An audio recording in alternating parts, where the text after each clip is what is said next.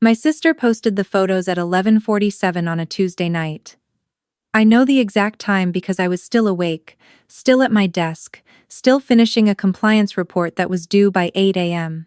I had my headphones in. I had 3 browser tabs open. I had a half-eaten bowl of ramen going cold next to my keyboard. And then my phone lit up with a notification from my cousin, who had tagged me in a comment that said, "OMG, is this your apartment?" I clicked the link. My sister had posted a before and after photo set. The before was my old bedroom in the house we grew up in.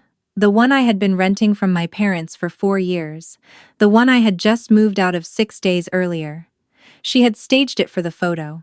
There was a pizza box on the floor that wasn't mine, a pile of clothes that wasn't mine, and a sticky note on the mirror that said "Good Riddance" in her handwriting. The after photo was the same room with a fresh coat of paint, a new rug, and a sign above the bed frame that said "Guest Room," in those wooden letters you get at Home Goods. The caption read, "Finally reclaimed the hoarder cave. Didn't realize how much space we had, until the dead weight was gone. Tag someone who's been carrying a freeloader without knowing it." 412 people liked it within the first 2 hours. My mother commented a string of celebration emojis. My brother commented, "Took long enough lol." My father, who has never once in his life used social media for anything except forwarding chain emails about veterans, had made an account apparently just for this occasion, because his comment read, "29 years old and finally figured out the door." We raised a late bloomer, I guess. 16 people like that. 3 of them were relatives I had seen at Christmas 3 months prior, who had hugged me and told me they were proud of how hard I was working. I sat at my desk for a long time after that. My ramen got completely cold. My compliance report sat unfinished on the screen. I read the comments twice, and then I put my phone face down on the desk, and I thought about what I was going to do. What I did not do was comment back. I did not text my sister. I did not call my mother. I did not send my father a message asking why. After everything, he thought that was an acceptable thing to put on the internet with my name attached to it. What I did instead was finish my compliance report. I submitted it at 2:14 a.m. I went to sleep. And in the morning, before I made coffee, I opened a spreadsheet I had been keeping for the past 3.5 years, and I started making a list. My name is Maya. I'm 29 years old. I have a bachelor's degree in accounting and a job at a mid-sized logistics firm where I work in financial operations. I am not, and have never been, a freeloader. I moved back into my parents' house when I was 25, right after my grandmother had her first stroke. My grandmother lived with my parents, had lived with them for 11 years at that point. And after the stroke, she needed more care than my parents could provide on their own, while both of them were working. My mother asked me if I could come home for a few months to help. I said yes. I gave up my apartment, put my furniture in storage, and moved into my old bedroom. That was the plan. A few months. What actually happened was that my grandmother needed ongoing care for longer than anyone expected, and somewhere in that first year, a few months became a permanent arrangement. I stayed because I loved my grandmother. She was the clearest thinking person in that house, and the only one who ever looked me in the eye and said, "You're going to be okay, Maya." I stayed because she asked me to. Near the end of a long conversation one Sunday afternoon, when the light was coming through the kitchen window, and she was having a good day, I stayed because leaving felt like abandonment. What I also did, because I was living there and because I have always been the kind of person who pays her own way, was contribute financially. I paid rent $800 a month, which my mother had suggested, and I had agreed to without negotiating because I thought it was fair. I paid for my own groceries. I paid for the internet because I worked from home 2 days a week and needed a reliable connection, and the router my parents had was 6 years old and dropped signal constantly. I paid for the streaming subscriptions that everyone in the house used. I paid for my car and my own insurance. Then, over time, other things got added to my tab. It started with small things. My brother's car registration, because he was between jobs and the deadline was that week, and could I just cover it and he'd pay me back. My mother's dentist copay, because her HSA was depleted, and she was embarrassed to ask my father. A birthday dinner for my father that my sister organized and then discovered she couldn't actually afford on the day of, so I put it on my card. One after another. These things accumulated.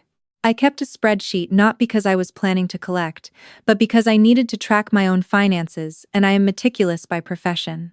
By the end of the first year, the informal contributions outside of my rent and my own expenses added up to just over $6,000. By the end of the second year, closer to 9. I did not bring this up at family dinners. I did not make anyone feel guilty about it. My grandmother was still alive, and still sharp, and still the reason I got up and made breakfast in the morning. And as long as she was there, the house felt worth being in. My grandmother died in March of the year I turned 28. She passed quietly, in her own bed, which was what she had wanted. She had told me 2 weeks before it happened that she knew it was coming and that she was not afraid, and she had held my hand and said, "Don't let them make you small, baby." I did not fully understand what she meant at the time. I thought I did. I didn't. After she was gone, I stayed another 8 months. I'm still not entirely sure why. Inertia, maybe, grief. The feeling that leaving would mean the chapter was really over. But somewhere in those 8 months, the way my family treated me shifted in a way that is hard to explain, but very easy to feel. Without my grandmother there as a kind of witness, as someone who saw me clearly, I became easier to dismiss. My mother started making comments about how long I'd been living off them.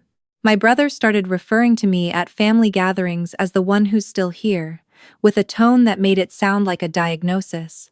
My sister, who had her own apartment across town and came over on weekends, started offering opinions on my life that she delivered with the confidence of someone who had never once asked me how I was doing. The thing about being treated like a burden when you are actually a financial contributor is that it creates a very specific kind of cognitive dissonance. You start to question your own accounting. You start to wonder if maybe they're right. Maybe you're not doing enough. Maybe the rent you're paying, and the groceries, and the internet, and the brother's car registration, and the birthday dinner, and the $9,000, over 2 years maybe that doesn't count. Maybe it never counted. I had been having that thought on and off for about 4 months when my sister posted those photos. I looked at the spreadsheet the morning after.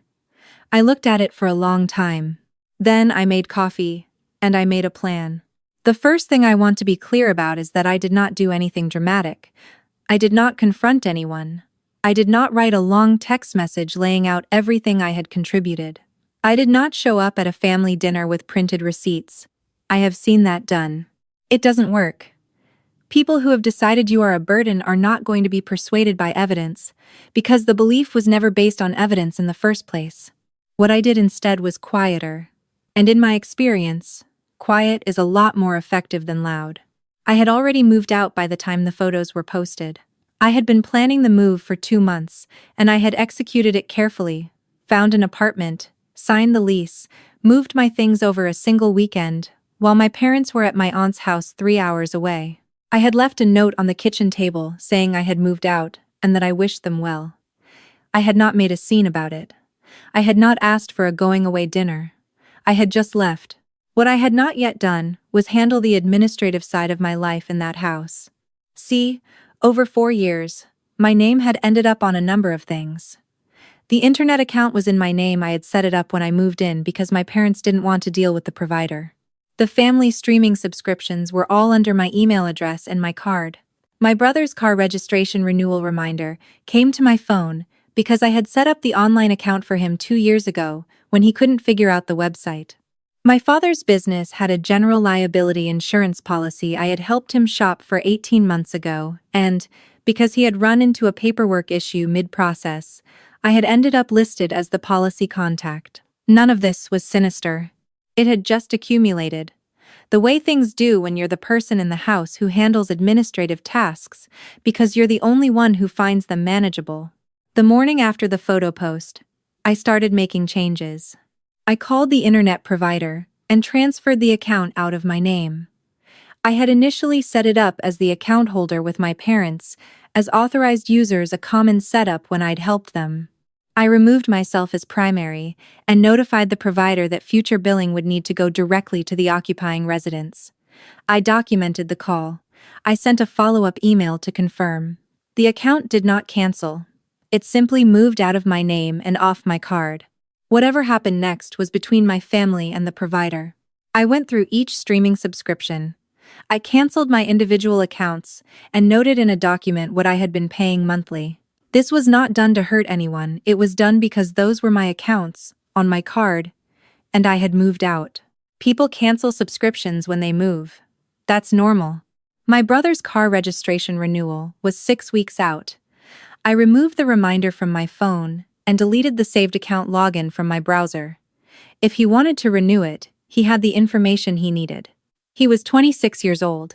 The general liability policy for my father's business. I called his insurance broker, explained that I had been listed as a contact in error, and asked to be removed from the policy record. The broker was very professional about it. She noted the change and said the primary policyholder would receive updated documentation. My father received that update within a few business days. I did each of these things over the course of about a week. I did not announce any of it. I did not send a message to the family group chat that said, "By the way, I've been quietly keeping your lives functional for 4 years, and now I've stopped." I just stopped. Before I tell you what happened next, I want to ask you something. What time is it where you are right now? And what would you have done in my position? Drop it in the comments. I read every single one. Because here is what I have been thinking about since all of this happened. There's a specific kind of person in a lot of families who functions like infrastructure. Not like a parent. Not like a sibling like the pipes in the wall. Nobody thinks about the pipes. Nobody celebrates the pipes. But if the pipes stop working, the whole house becomes uninhabitable very quickly, and suddenly everyone is furious at the pipes for not warning them. I was the pipes. I had been the pipes for 4 years, and nobody had thought to ask whether the pipes were doing okay. 2 weeks after the photo post, which had by that point collected over 600 likes, and a comment thread that I had stopped reading after the first day, I got a call from my mother on a Wednesday morning. I was at work. I let it go to voicemail. The voicemail said, "Maya, we're having some issues with the internet, and I don't know what's going on. Can you call me back?" Calm, slightly annoyed. The tone of someone who believes the problem is temporary, and someone else will fix it. I texted back. I moved out. The account was in my name. I transferred it before I left. You'll need to contact the provider directly to set up your own account. The number is on the router. She read it. She did not respond. 2 days later, my brother called. I answered this one because I was curious. He opened with, "Hey, did you do something with the internet at mom and dad's?" And I said yes. I had moved out and transferred the accounts that were in my name, which is what you do when you move. He said, "Okay, but why didn't you say something?" I told him I had left a note on the kitchen table when I moved out. He said, "Yeah, but about the internet." I said I hadn't thought it required a separate announcement. He said, "This is kind of messed up, Maya." I said I hoped his car registration renewal went smoothly, and that the information was all in the online account he had the login for. He didn't say anything for a few seconds. Then he said, "What does that mean?" I said, "It means I set up the account for you 2 years ago, and all the information is in there. You're 26. You've got this." And I ended the call. The next day, my sister sent a long text. This was the one I had been expecting. It ran to about 4 paragraphs and covered several themes. That I was being childish, that I was punishing the family for a social media post that was obviously a joke, that my behavior was honestly concerning from a mental health standpoint, and that I needed to stop making everything about myself. The last line was, "You always do this." I read it twice. Then I put my phone in my desk drawer and went back to work. What happened over the following week was something I had anticipated but still found interesting to observe in real time. The calls started coming in. Not all at once. It was a gradual escalation, like water rising in a basement.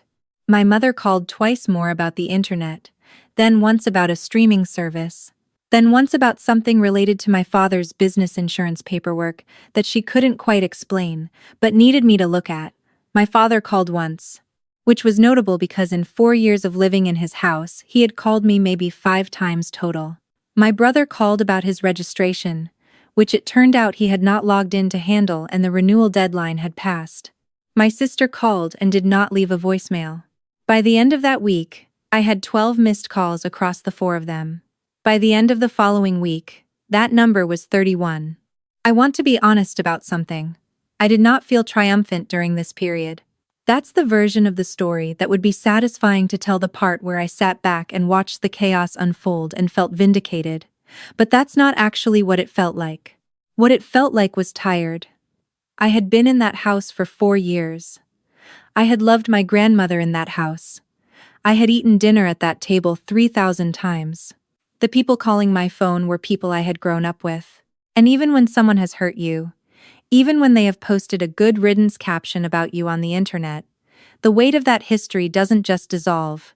What I felt mostly was the particular sadness of finally seeing something clearly that you had been half seeing for a long time. I responded to my mother once, in a text, after the 11th missed call. I said, "I understand there are some logistical things to sort out now that I've moved. I'm happy to point you in the right direction for anything that was in my name. I'm not in a position to manage those accounts remotely. They were set up for when I lived there, and I don't live there anymore. I hope you're all doing well." She read it immediately. She did not respond for 6 hours. When she did, it was a single line. "We need to talk about everything." I said, "I know.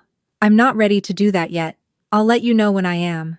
3 days after that, a different call came in, not from my family. From my father's insurance broker, the same one I had spoken to when I removed myself from the policy contact. She was calling because the general liability renewal had come due and the primary policyholder had not responded to any of the notices, and since I had been listed as the administrative contact, she wanted to make sure I knew the policy was at risk of lapsing. I thanked her. I told her, gently, that I was no longer involved with that account in any capacity, and that she should continue directing all communications to the primary policyholder. She understood. She was very professional about it again. I don't know if my father's business insurance lapsed. I didn't ask. I hope it didn't. That's his livelihood, and whatever has happened between us, I don't wish ruin on him. But that was a call he could have answered at any point in those 2 weeks. He had the information. He had the notices. He had chosen not to deal with it, presumably because he was used to someone else dealing with it. That is the part that stayed with me. Not the social media post, not the comments, not the 31 missed calls. What stayed with me was the realization that for 4 years, I had been dealing with things so quietly and so consistently that my family had stopped registering that anyone was dealing with them at all. When a process works perfectly, people assume the process runs itself. They don't think about the person running it. And when that person leaves, the process doesn't run itself. It just stops. And then everyone is surprised. I have a friend, a woman I've known since college, who called me during this period and listened to the whole story from the beginning. She is the kind of person who lets you talk until you're done and then asks the question that reorganizes everything. When I finished, she was quiet for a moment, and then she said, "So the whole time you were home, you weren't just a tenant. You were operating as the building manager. And they charged you tenant rent while you did building manager work, and then they posted a photo celebrating that the building manager was gone. Do they understand yet that the building still needs a manager?" I thought about that for a long time. The answer was, yes, they were starting to understand. But understanding a thing is not the same as reckoning with it. Understanding is we have a problem. Reckoning is we caused this problem, and it was ours to cause, and we need to sit with that before we pick up the phone. My family was at understanding. They had not made it to reckoning. I am still not sure they will. I met my mother for coffee about 6 weeks after the photo post. It was her suggestion, and I agreed because I was ready by then not to fix things, not to forgive everything, but to have the conversation clearly, and without either of us performing. She came in looking like she had rehearsed something, and for the first 10 minutes, she delivered it. That she hadn't realized, that she should have been more aware, that the post was not meant to hurt me, and she had spoken to my sister about it, that she missed me, and the house was harder without me in it. I let her finish. Then I asked her a question. I said, "When you say the house is harder without me, what do you mean? What specifically is harder? She listed things: the internet issue, the insurance situation, not knowing how to reach the streaming providers, my brother's registration mess, various other small administrative crises that had accumulated since I left. I nodded. I said, "Those are logistics. I can help you figure those out if you want. I can make a list of contacts and account information and send it over. That's not a big deal. But when you say you miss me, is that what you mean? Or is there something else?" She was quiet for a long moment. The coffee shop was playing something acoustic and low. A couple at the next table was looking at something on a shared phone and laughing. My mother looked at her cup. "Both," she finally said. "I think it's both." It was the most honest thing she had said to me in a long time. Possibly the most honest thing she had said to me since my grandmother was alive, and the three of us used to sit at the kitchen table on Sunday mornings and say true things out loud without it being a whole event. I told her I appreciated her saying it. I told her I was not in a place to come back to any of the informal financial arrangements we had had before, and that I needed her to be clear with me about what our relationship looked like going forward, not as a logistics coordinator, not as a safety net, but as her daughter. She said she understood. I'm not sure she fully did, but it was a start. I have not spoken to my sister since the coffee shop conversation with my mother. I've received 2 texts from her that I have read and not responded to. One was an apology that was structured in a way that made it mostly about her feelings about having apologized. The other was a question about whether I was coming to my parents' anniversary dinner in the fall. I haven't decided yet. My brother handled his registration. He figured it out. It only took him calling the DMV twice and being on hold for a combined 40 minutes, which is the exact experience I had the first time I did it for him 2 years ago, except that time I did it for both of us simultaneously while on my lunch break and didn't mention it to anyone. He texted me after to say, "Got it sorted. No further comment." I wrote back, "Great." That was the end of that. My father and I have not had a real conversation yet. He is not a person who initiates difficult conversations. He was raised in a household where men in his family expressed love through presence and quiet expectation, and I understand that. And I also know that understanding something is not the same as accepting it as fixed and permanent. I sent him a message on his birthday last month. He replied with a thank you and a photo of the birthday cake my mother had made. I don't know what happens next there. I'm giving it time. What I know now that I did not fully know before all of this is something my grandmother was trying to tell me in that kitchen on that Sunday afternoon. When she said, "Don't let them make you small," I heard it as a warning about self-esteem. Don't lose yourself. Don't give up on your dreams. The standard issue advice you find embroidered on pillows. I didn't hear it as what it actually was, which was a specific, informed observation about the particular dynamics of the people in that house, delivered by someone who had watched those dynamics operate for over a decade. She knew. She saw it and she named it, as clearly as she could with the information she had about how much I would be willing to hear. I think about her most mornings when I'm in my own kitchen now. The apartment I moved into is small, and the kitchen gets good light in the morning, and there is nobody else's dishes in the sink when I go to bed. I have a coffee maker that I chose and a rug I bought without asking if anyone else liked it, and a bookshelf that has only my books on it. I work from home 3 days a week now in the quiet. On the days I go into the office, I come home to the same quiet. And it is not lonely quiet. It is the kind of quiet that means nothing is being asked of you that you didn't agree to. I am still in contact with my family. I don't think the story ends with a clean break, and I'm not sure I would want it to. What I want is the version where everyone, eventually, is honest about what happened, not in a confessional, dramatic way, but in the slow, ordinary way that families sometimes arrive at truth when enough time has passed and enough discomfort has been endured. I don't know if my family is capable of that. I think my mother might be. I'm less sure about the others. What I do know is that I am no longer waiting for permission to take up space. I am no longer paying rent in a house where I was also the maintenance crew and receiving complaints from the tenants. I am no longer available to be the beam that holds the ceiling up while everyone practices kicking it. If there is anything I would want someone watching this to take away, it's not about revenge. It was never about revenge. The missed calls were a consequence, not a goal. What I was trying to do, and what I think I did, was stop shrinking. There is a version of me that stays in that house another 4 years, and another 4 after that, and eventually becomes so embedded in the infrastructure of my family's daily life that leaving becomes genuinely impossible, not because of love, but because of logistics.